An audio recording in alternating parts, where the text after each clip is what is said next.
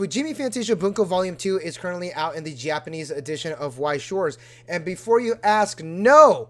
As of recording this video, we do not have this announced in the English Weiss Schwarz yet. Maybe one day, but not now. This is a highly anticipated set, and there is a lot of information and lore behind this release. We're going to go over everything that you might want to know about Fujimi Fantasia Bunko Volume 2. And if you want to keep up with the world of Weiss Schwarz, make sure you subscribe to the channel. And if you learned something new, give the video a thumbs up. It really does help us out. In the forums below, what's your favorite pudding flavor? So with that, let's get started. Fujimi Fantasia Bunko Volume 2 has a release date of October 25th, 2024. This set is Neo Standard with the previous Fujimi Fantasia Bunko set.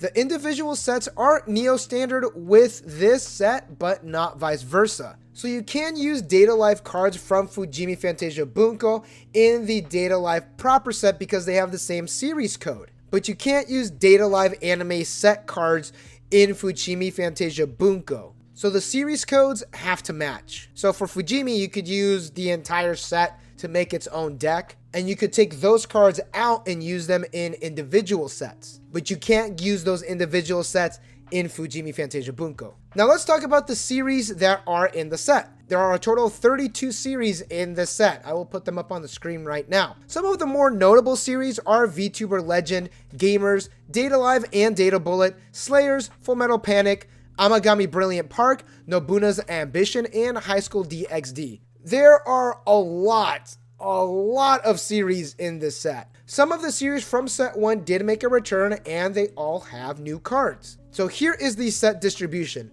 There are a total of 150 cards in this set. There was originally 150 parallels, but on September 18th, they bumped it up to 202 parallel rares. The rarity distribution is currently on the screen right now. But here are the high rarities. There are 133 super rares, 17 triple rares, 47 SP cards, and 5 SEC cards. Now we call that in the business a lot of damn cards. Now we did cover the Fujimi SEC cards in a video, link at the top if you haven't checked it out yet. As you can see, there are multiple SP cards in this set. Because this is a light novel compilation set, there are different kinds of SP cards. Let's take Data Life for example. There are 4 signed cards in Data Life.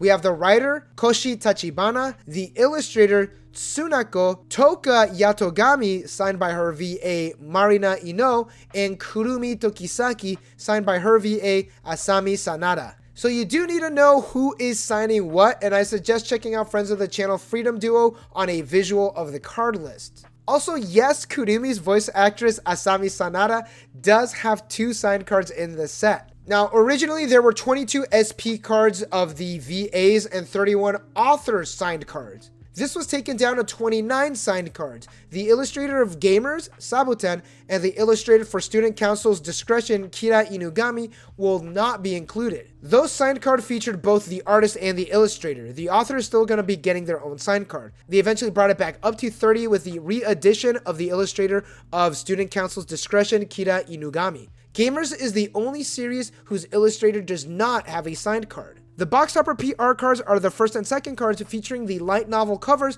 of the respected series. There are 32 in total. The cards have a double rare shine to them. So with all of the information out, let's get to the fun stuff. In a JP Master case, there are 3 cases. In those 3, one of them will have an SEC card. In a case, there are 3 SP cards. In a case with the SEC will not replace one of the SP cards. Okay, here are the trial deck information. There is 1 trial deck for Fujimi Fantasia Bunko Volume 2. There are 10 series included in this set. There are 3 possible sign cards in the trial decks. They are on the screen right now. The climaxes are a door for Slayers level 3 and a gate for the magical revolution of the reincarnated princess and the genius young lady. You gotta love light novel names. Speaking of the trial deck, there was actually 2 production errors in the trial deck. The left is the incorrect amount of cards and the right is the correct amount of cards. This does not affect the actual trial decks themselves, only the card list. And as of writing the script, there was actually another error spotted on the trial decks. On the deck, it is listed that there are 16 triple rares when there are actually 17. Not only is the card list wrong, but also the triple rare rarity distribution is wrong on the trial deck. It is kind of like refreshing to see that it's not just international Bushiroad getting things wrong, it's also just regular JP Bushiroad as well. Alright, time to talk about some extra stuff. Fujimi Fantasia Bunko Volume 2 has a 3-box campaign. You purchase 3 boxes and you receive a PR pack containing 1 card out of the 7. It features characters in their adventure attire. Is that what you call this? Alright, I guess. These cards are reprints from cards in the main booster set. Weiss Schwarz had a fun little cameo in the 4th episode of the Vtuber Legend, How I Went Viral After Forgetting to Turn Off My Stream anime. It shows a character playing what appears to be like a Weiss Schwarz online client, and they are playing the Fujimi Fantasia Bunko set. And it actually looks like the standby build.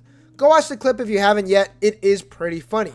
As I mentioned, the VTuber anime is part of the Fujimi Fantasia Bunko Volume 2, and as such, Bushiroad actually showed us an SP card of Shuwa-chan from the series. Now, circling back to the trial deck, there is actually an event called Summon Oppai featuring Rias. The effect is on the screen right now. It isn't anything too crazy, but it is kind of funny. The Dragon Magazine November 2024 issue contains a Fujimi Fantasia Bunko Volume 2 PR card.